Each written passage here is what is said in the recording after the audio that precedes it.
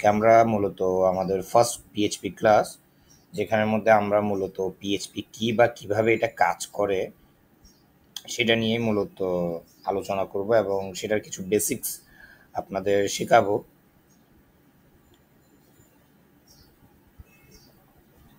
সহজভাবে যদি বলতে যাই, একটি ওয়েবসাইট বলতে আমরা এটা ভাবতে পারি যে একটি ওয়েবসাইটকে আমরা রেস্তোরাঁর সাথে যদি তুলনা করি, সেখানে তাহলে আমাদের ব্রাউজার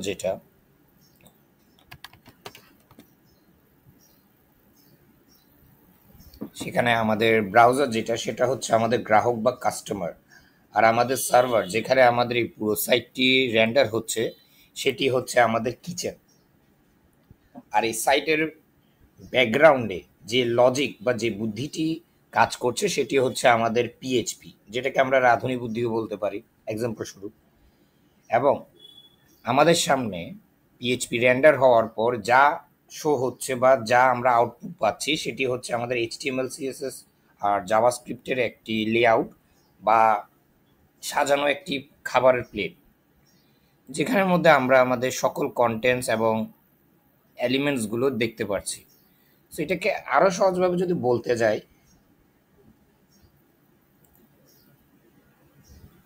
পিএইচপি মূলত মানে পিএইচপি বেস সাইটসগুলো মূলত দুই ভাগে বিভক্ত। একটি হচ্ছে আপনার সার্ভার সাইট এবং আরেকটি হচ্ছে আপনার client site. So client site হচ্ছে ব্রাউজারের ভিতরে যেই এইচটিএমএল সিএসএস এর লেআউট আছে সেটিকে মূলত ক্লায়েন্ট সাইট বলা হয়। যেখানে সার্ভার সাইট হচ্ছে আমাদের পিএইচপি, পাইথন বা নোড জেএস এর উপর ভিত্তি করে যেই ব্যাকএন্ডটা তৈরি করা হয় সেটি হচ্ছে মূলত আমাদের সার্ভার সাইট, যেটা মূলত আমাদের লগ ইন ডিটেলস, বিভিন্ন ধরনের তথ্য এগুলো স্টোর করে। সো এটাকে আরও যদি এক্সপ্লেন করি তাহলে পিএইচপি যেটা, সেটা মূলত আমাদের ব্রাউজারের মধ্যে, আমাদের ব্রাউজার পিএইচপিকে সাপোর্ট করে না, আমাদের ব্রাউজারটি মূলত এইচটিএমএল সিএসএসকে সাপোর্ট করে। যেমন ধরেন আমাদের এটি হচ্ছে একটি পিএইচপি ওয়েবসাইট, বাট যদি আমি এটার সোর্স কোডে যাই তাহলে এটি এইচটিএমএল ফরম্যাটে আমাকে শো করছে। দেখেন, এটি হচ্ছে কিন্তু পিএইচপি, বাট এটি আমাদেরকে এইচটিএমএল ফরম্যাটে শো করছে। তো পিএইচপি হচ্ছে মূলত একটি সার্ভার সাইড স্ক্রিপ্টিং ল্যাঙ্গুয়েজ, যেটা আপনার সার্ভারের মধ্যে রেন্ডার হয়, সার্ভারে রেন্ডার হয়ে আউটপুটে এইচটিএমএল ফরম্যাটে আউটপুট দেয়, যা আমাদের বিভিন্ন ডিভাইসে শো করে। প্রথমত এটি আমাদের সার্ভারের মধ্যে রান হচ্ছে এবং সার্ভার থেকে আমাদেরকে একটি এইচটিএমএল আউটপুট দিচ্ছে, যা আমাদের ডিভাইসগুলোতে শো হচ্ছে। এটি হচ্ছে মূলত পিএইচপির একটি বৈশিষ্ট্য। পিএইচপি আমাদের ব্রাউজারে সাপোর্ট করে না, সেক্ষেত্রে পিএইচপিকে এইচটিএমএল এ কনভার্ট করতে আমাদের একটি সার্ভার বা একটি সার্ভার সাইড মডিউলের দরকার। যদি সেটি আপনার শেয়ার্ড হোস্টিং হয় তাহলে আপনি সি প্যানেলের মাধ্যমে করতে পারছেন, আর যদি আপনার লোকাল হোস্ট হয় তাহলে আপনাকে শ্যাম্পের মতো কিছু সফটওয়্যার ডাউনলোড করতে হবে, যেখানে আপনি আপনার পিএইচপিটি কি এইচটিএমএল ফরম্যাটে কনভার্ট করতে পারবেন। সো পিএইচপির পুরো নাম হচ্ছে আপনার হাইপারটেক্সট প্রি প্রসেসর, বাট পূর্ববর্তী পিএইচপিকে পার্সোনাল হোম পেজ বলা হতো, যেটির মেন অর্থ হচ্ছে যে এইচটিএমএল আউটপুট তৈরি করা। সো পিএইচপি কীভাবে কাজ করে, যখন আমরা আমাদের ব্রাউজারের মধ্যে কোনো প্রকার ওয়েবসাইটের অ্যাড্রেস লিখি, তখন সেই ওয়েবসাইটের অ্যাড্রেসটি অ্যাপেচে বা অন্যান্য ওয়েব সার্ভারকে জিজ্ঞেস করে বা ওয়েব সার্ভার চেক করে যে ইন্ডেক্স ডট পিএইচপি নামে কি কোনো ফাইল আছে। যেমন এর আগে আমরা আপনার ইন্ডেক্স ডট এইচটিএমএল এ ডাবল ক্লিক করে আমরা আমাদের কন্টেন্টসগুলো শো করতাম। সিমিলারভাবে ইন্ডেক্স ডট পিএইচপির মাধ্যমে আমাদের পিএইচপির যে পাবলিক ফেসিং ফাইল সেটা শো হয়। যেমন ধরেন এখানে হোমে গেলাম আমি, তাহলে এখানে যে index dot PHP file, but problem হচ্ছে আপনি ইন্ডেক্স ডট পিএইচপি ফাইলটি সরাসরি আপনার ব্রাউজারে রান করতে পারবে না, যেরকমটা আমরা এইচটিএমএল ফাইলকে ডাবল ক্লিক করে রান করলাম। সেই ক্ষেত্রে আপনাদের একটি সার্ভার সাইড মডিউল লাগবে, যা আপনার পিএইচপিটাকে ইন্টারপ্রেট করে একটি এইচটিএমএল ফাইল আপনার ক্লায়েন্টকে শো করবে। তো সেক্ষেত্রে আমরা একটা এক্সাম্পল করি, আমরা লোকাল হোস্টটাকে সেট আপ করি। সো আমরা এখানে শ্যাম্পটা ব্যবহার করছি। তো যাদের শ্যাম্প দরকার বা ইনস্টল করতে হবে তারা চাইলে জাস্ট আপনি আপনার গুগলে গিয়ে আপনারা শ্যাম সার্চ করুন, তো আপনার প্রথম যে ওয়েবসাইটটি আছে apachefriends.org, এখান থেকে আপনি চাইলে শ্যামটাকে ডাউনলোড করে নিতে পারছেন এবং এখানে ইনস্টলেশন ভিডিও আছে। নর্মাল ফরম্যাটে আপনার এই সফটওয়্যারটি ইনস্টল করে নেবেন। ইনস্টল করে নেওয়ার পর আপনার সবার আগে আপনার অ্যাপেচেটাকে অ্যাক্টিভ করে নেবেন। সো অ্যাপেচে হচ্ছে আপনার একটা সার্ভার সাইড মডিউল, যেটা আপনার লোকাল সার্ভারকে ওয়েব সার্ভারের মধ্যে কনভার্ট করবে। তো ওয়েব সার্ভারে কনভার্ট হওয়ার পর আমার এই লোকাল সার্ভারটি আমার পিএইচপিটাকে রেন্ডার করতে সক্ষম হবে। সো আমরা এখান থেকে জিনিসগুলো অ্যাক্টিভ করে নিলাম। এগুলো চাইলে আপনারা এখানে কনফিগ অপশনে গিয়ে অটোমেটিক করে দিতে পারেন। যতবার আপনি সফটওয়্যারে ঢুকবেন এগুলো অটোমেটিক অ্যাক্টিভ হয়ে যাবে। সো অ্যাক্টিভ হয়ে যাওয়ার পর যদি আমরা আমাদের ওয়েবসাইট লোকাল হোস্টে যাই, আমরা যদি লোকাল হোস্টে যাই, আমাদের এটা হচ্ছে লোকাল হোস্ট, এটা হচ্ছে আমাদের পিএইচপি মাই অ্যাডমিন। সো আমরা লোকাল হোস্টের মধ্যে আমরা আমাদের একটা ফোল্ডার তৈরি করি। তো আমরা লোকাল হোস্ট যেখানে স্টোর করেছি আমরা জাস্ট সেখানে যাব। তো আমি এই ক্ষেত্রে সি ড্রাইভে করেছি, বাট আপনাদের ক্ষেত্রে আপনাদের যদি একটি আলাদা খালি ড্রাইভ থাকে, যেমন ধরেন এফ ড্রাইভ বা ই ড্রাইভ, তো ওই ড্রাইভের মধ্যে মূলত আপনি আপনার লোকাল হোস্টটা স্টোর করিয়েন। সেই ক্ষেত্রে আপনার জন্য এটি ভালো হবে, যেখানে অন্যান্য সফটওয়্যার নেই, শুধু আপনার এই সফটওয়্যারটা থাকবে। সো আমরা মেইন ফাইলে এইখানে একটা শ্যাম ফোল্ডার পাবেন ইনস্টল করার পর। তো শ্যাম ফোল্ডারে গিয়ে অন্য কোনো কিছু চেঞ্জ করতে হবে, জাস্ট আপনার এইচটি ডক্স যেটা আছে সেটা ওপেন করে নেবেন।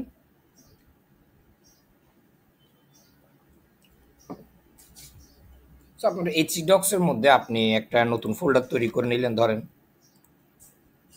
সো আমি একটা নতুন ফোল্ডার তৈরি করে নিই। যেমন ধরেন আমি নিউতে গিয়ে একটা ফোল্ডার তৈরি করলাম আপনার সাইট। ফোল্ডারটাকে ওপেন করলাম। এবার এখানের মধ্যে আমরা একটা ইন্ডেক্স ডট পিএইচপি একটা ফাইল তৈরি করি, যেটা মূলত আমাদের পাবলিক ফেসিং ফাইল হবে। আমরা ইন্ডেক্স ডট পিএইচপি ফাইল একটা তৈরি করে নিলাম এবং এটাকে এখানে ড্র্যাগ এন্ড ড্রপ করে নিই। আমরা হ্যাঁ,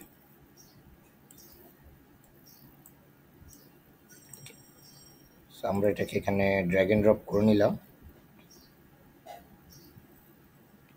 সো শ্যাম্পের মতো আরও কিছু সফটওয়্যার আছে, যেমন ধরেন আপনারা যদি যারা লিনাক্স ব্যবহার করছে তারা চাইলে ল্যাম্পটাকে ডাউনলোড করতে পারে। তো এটা হচ্ছে আপনার লিনাক্স বেস, বা এটা উবান্টু বা ডেভিয়ানের ক্ষেত্রেও কাজ করে। সো আমরা এটাকে জাস্ট আমাদের এটা সেট আপ হয়ে গেল। তো এখন যদি আমরা সিম্পলি এখানে যাব, ড্যাশবোর্ডটাকে বাদ দিয়ে আমরা এখানে জাস্ট আমাদের ফোল্ডারটার নাম লিখব। সো এটা একটা সাব ডাইরেক্টরির মতো কাজ করবে। আমাদের এখানে কিছু এখন আপাতত নেই। সো আমরা সিম্পলভাবে আমরা এটাকে আমাদের কোড এডিটারের মধ্যে ওপেন করে নেব। হ্যাঁ, আমাদের কোড এডিটর ওপেন করে এটা ক্রস হয়। এখন যদি এখানে আমরা কিছু একটা লিখি, এটাকে সেভ করি,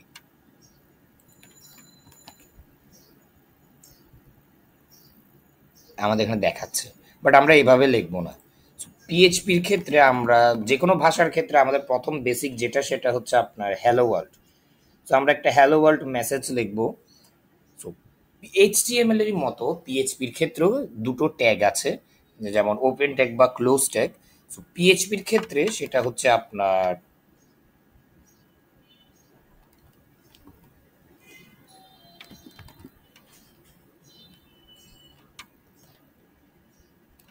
এটা হচ্ছে আপনার পিএইচপি ট্যাগ। সো এই প্রথমটাকে বলা হয় ওপেন ট্যাগ এবং এটা হচ্ছে ক্লোজ ট্যাগ। পিএইচপিতে মূলত এই দুটাই ট্যাগই আছে। এখান থেকে আপনার কোড শুরু হবে এবং এখানে এসে আপনার কোড শেষ। এর বাইরে যদি আপনি কোনো কিছু লেখেন তবে সেটা গ্রাহ্যকর হবে না, সেটা এরর শো করবে, সিনট্যাক্স এরর শো করবে। সো আমরা আমাদের প্রথম হ্যালো ওয়ার্ল্ড শুরু করি। আমরা হ্যালো ওয়ার্ল্ড লেখার জন্য আমরা পিএইচপির একটি এলিমেন্ট ব্যবহার করব, যেটা হচ্ছে আপনার একো। এবং একো লিখে আমরা এখানে লিখলাম হ্যালো ওয়ার্ল্ড, এটাকে আমরা সেভ করে নিলাম। এবার দেখি আমাদের হ্যালো ওয়ার্ল্ড মেসেজ। সো আমাদের হ্যালো ওয়ার্ল্ড মেসেজ শো করছে। সো এখানের মধ্যেই উপরেরটি তো বললাম, তো একোটা কি? সো একো মানে কিছু প্রিন্ট করা। এখানে আমরা হ্যালো ওয়ার্ল্ড প্রিন্ট করেছি। সো আমরা এখানে একোটাকে ব্যবহার করেছি। তো একোটার বৈশিষ্ট্য হচ্ছে এটি আমাদের পিএইচপিটাকে এইচটিএমএল আউটপুটের মধ্যে কনভার্ট করবে, যেখানে আমাদের প্রথমটি হলো আমাদের কোডের শুরু, এটি হলো আমাদের কোডের শেষ, এবং এখানের মধ্যবর্তী যা থাকবে তা হচ্ছে আমাদের পুরো পিএইচপি স্ক্রিপ্টটি। সো এখানে একো যেটা আমাদের এইচটিএমএল আউটপুট প্রিন্ট করবে, এবং এখানের ক্ষেত্রে আমাদের একটা জিনিস খেয়াল রাখতে হবে, আমাদের এখানে স্টেটমেন্ট টার্মিনেটর বা সেমিকোলন ব্যবহার করতে হবে। যেমন প্রতিটি লাইনের ক্ষেত্রে আপনার যখন সেই লাইনটির কাজ শেষ হয়ে যাবে তখন আপনি একটা সেমিকোলন দেবেন, তাহলে সেই লাইনটি সেখানেই সীমাবদ্ধ থাকবে বা স্টেটমেন্ট টার্মিনেট হয়ে যাবে। তো এর পরবর্তী যদি আপনি কোনো লাইন অ্যাড করেন তাহলে প্রথম লাইন সেই দ্বিতীয় লাইনের উপর কোনো প্রভাব ফেলবে না। তো এই জিনিসটা একটু মাথায় রাখতে হবে যে প্রতিটি লাইনের ক্ষেত্রে আপনাকে এই সেমিকোলনটা প্রয়োগ করতে হবে। সো যেমনটা আমরা এখানে ওপেন টেক ক্লোজ টেক করলাম, সিমিলারভাবে আমাদের এখানে কিছু শর্টকাট আছে। যেমন ধরেন আপনারা চাইলে ওপেন টেক বা ক্লোজ টেক ব্যবহার না করে চাইলে এভাবে শর্টকাট ব্যবহার করতে পারেন। যেমন এখানে মধ্যবর্তী হবে যে আপনার কোডগুলো, এখানে আমি আমার কোডসগুলো লিখবো। এটাও কিছু একটা সহজ পদ্ধতি, যেখানের মধ্যে আপনি যদি উপরেরটা ব্যবহার না করেন তাহলে এই শর্টকাটটা ব্যবহার করতে পারছেন। বা এছাড়াও কিছু, যেমন ধরেন এটা দিয়ে যদি আমরা একটা আমাদের টেক্সট দেখাতে চাই, তো টেক্সটটা আমরা কিভাবে দেখাবো, আমরা সিম্পলি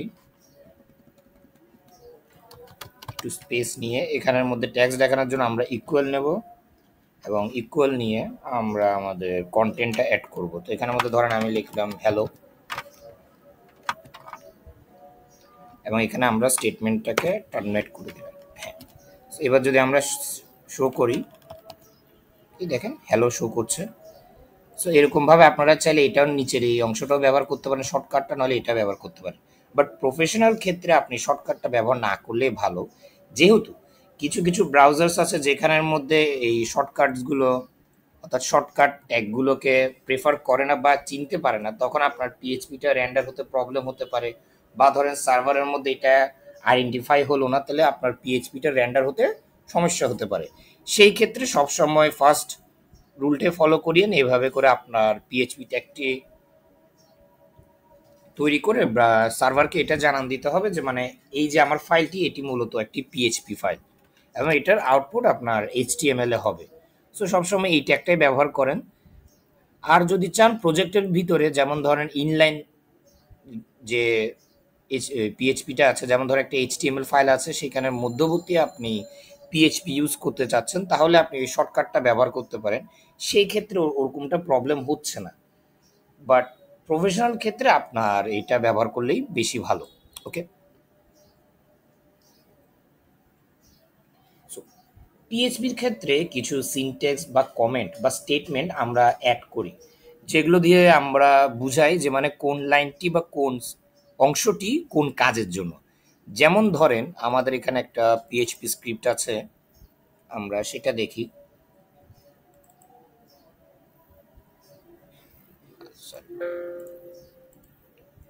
আমরা ধরেন একটা পিএইচপি স্ক্রিপ্টে যাই, এখান থেকে আমি ইন্ডেক্স ডট পিএইচপিটাকে ওপেন করি।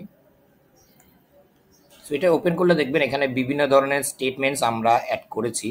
এক একটা স্টেটমেন্ট আমাদেরকে এক একটা লাইন বা এক একটা সেকশন সম্পর্কে একটা আইডিয়া দিচ্ছে, যা আমরা পরবর্তীতে ব্যবহার করে আমাদের ফাইলসগুলোকে এডিট করতে পারবো বা মডিফাই করতে পারবো। আমাদের অনেক বেশি প্রবলেম হবে না। তো এই টাইপের স্টেটমেন্টগুলো বিভিন্নভাবে অ্যাড করা যায়। যেমন ধরেন আমরা ধরেন ওয়ান লাইন স্টেটমেন্ট যদি অ্যাড করি, তো আমরা জাস্ট এভাবে সিম্পলি এভাবে নিয়ে আমাদের ওয়ান লাইন স্টেটমেন্ট অ্যাড করতে পারি।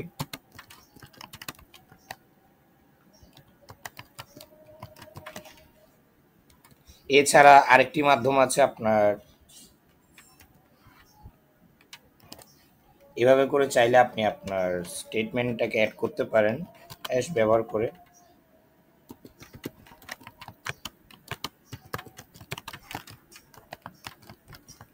আর যদি মাল্টি লাইন স্টেটমেন্ট অ্যাড করতে চান তাহলে আপনি সিম্পলি এভাবে করে অ্যাড করতে পারেন মাল্টি লাইন। সেই মাল্টি লাইন স্টেটমেন্টটা অনেক কাজে আসে। যেমন ধরেন আপনার বিভিন্ন স্ক্রিপ্টের সম্পর্কে লিখতে বা তাদের লাইসেন্স সম্পর্কে লিখতে, বা ধরেন প্লাগইনসের ক্ষেত্রে।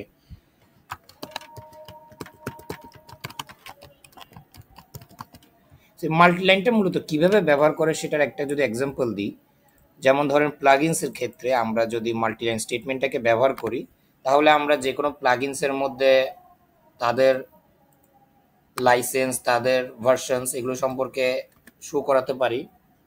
যেমন দেখেন এখানে আমরা প্লাগইনসটার নাম, description, version, author URL, licence URL বা কততম ভার্সন অবধি এটা সাপোর্ট করবে সেই জিনিসগুলো আমরা মূলত এখানে লিখতে পারি। তো যেটা আমরা আমাদের পিএইচপির ক্ষেত্রে করতে পারি, এতে করে আমাদের পিএইচপি ফাইলগুলো আইডেন্টিফাই করা যাবে। যখন আপনি এটাকে বাজারজাতকরণ করবেন বা বাইরে সেল করবেন, তখন বিভিন্ন ডিবার্গিং বা বিভিন্ন প্রবলেম সলভ করতে এই মাল্টিলাইন স্টেটমেন্টগুলো ব্যবহার করতে পারেন, যেটা একদম পিএইচপির ফাইলের শুরুর দিকে থাকবে। ওকে, আশা করি এতটুকু বুঝতে পেরেছেন। সো এবার আমরা পিএইচপির মূল জিনিসগুলো শিখব। যেমন ধরেন আপনার ভেরিয়েবল। সো ভেরিয়েবল যারা পাইথন ব্যবহার করেছেন তাদের হয়তো একটা বেসিক আইডিয়া আছে যে মানে ভেরিয়েবলটা কি।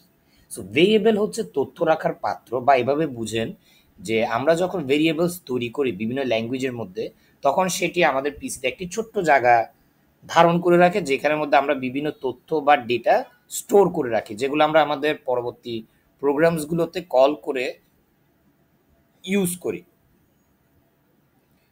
পাইথনের ভেরিয়েবল মূলত ডলার সাইন দিয়ে তৈরি করা হয়। যেমন ধরেন এইভাবে আমরা পাইথনের মধ্যে মূলত এভাবে ভেরিয়েবলসকে স্টোর করি। যেমন ধরেন আমি এখানে একটা ভেরিয়েবল লিখলাম নেম। তো এই নেমের মধ্যে আমাকে যদি ডেটা স্টোর করতে হয়, এখানে নেমের জায়গায় অন্য কিছু হতে পারে। সো আমরা ধরেন নেমের মধ্যে একটা ডেটা স্টোর করি।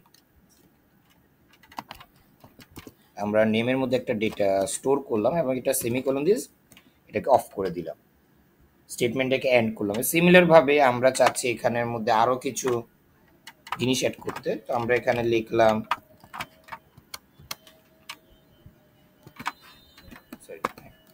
এবং আমরা এখানের মধ্যে আপনার এইজ, তো এইজটাকে আমরা জাস্ট নাম্বার ওয়াইজ দিই। আমরা এখানে ধরেন আরেকটি ভেরিয়েবল ব্যবহার করি, ধরেন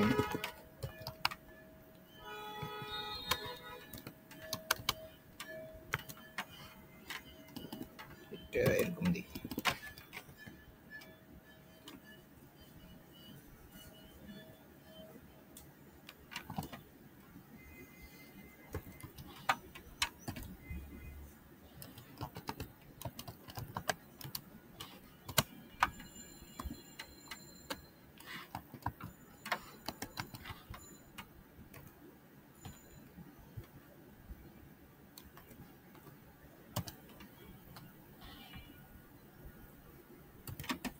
ওকে, সো এটা হচ্ছে আমাদের একটি ভেরিয়েবলস। আমরা এখানে বিভিন্ন ভেরিয়েবলসকে স্টোর করলাম। ওকে, সো এখানে এই যে আমরা জিনিসগুলো ব্যবহার করলাম, এগুলো এক একটা এক এক রকমের বর্ণ। এগুলো ঠিক যে এটা বিভিন্ন ডাটা টাইপ যেখানের মধ্যে আমরা আমাদের ভেরিয়েবলসগুলোকে স্টোর করেছি, বাট ভেরিয়েবলসের উপর ডিফাইন করে আমাদের এই ডাটা টাইপগুলোর নাম ডিফারেন্ট।